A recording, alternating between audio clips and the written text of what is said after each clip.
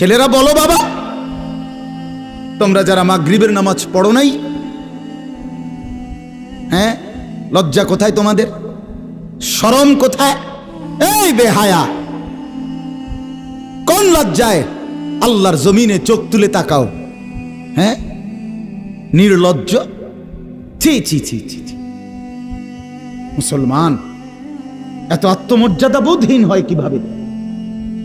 মালিককে চেনে না, বানানেওয়ালাকে চেনে না, গোলামি বোঝে না, সেজদা দিতেও মন চায় না। মুসলমান এত পাষাণ হয় কেমনে? আরে তার মা কোথায়, তার বাবা কোথায়? আরে তুই কোন মার দুধ খাইছত রে? তোরে কি মা দুধ খাওয়ায় নাই? তুই কি বাবার হাতে বড় হও নাই? তুই কি মুসলমানের ঘরে জন্ম নেও নাই? হায় না ফরমান।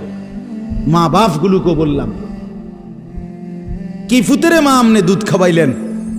এই অপদার্থ তো সেজদাও দেয় না। হ্যাঁ, এই বাপ, কাল লাগে বিল্ডিং বানাইলেন? এই হাইওয়ান তো সেজদাও দেয় না। কাল লাগে সোফা বানান, মাতবুরি দেহান, সাদোয়ানে বইয়া গপ মারেন, জিভুত লইয়া বালা আসি। কিতা বালা?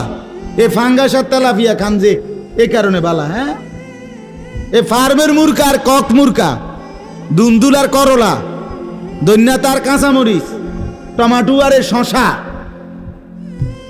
এই তো খানা। আর কিতা কথা বলে? নারকি ঘুরে গেলে তো ফাঙ্গাস তেলাপিয়ে। দুনিয়ার বেশি কি ভোগ করছি আমরা? খুব আশ্চর্য কিছু, অনেক কিছু দুনিয়া ভোগ করছি আমরা।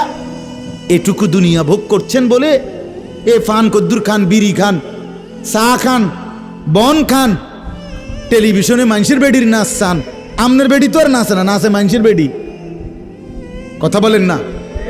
এতটুকু দেখেই দুনিয়া ভোগ করছেন বলে খুশি হয়ে গেলেন, তৃপ্ত হয়ে গেলেন, মজা পেয়ে গেলেন।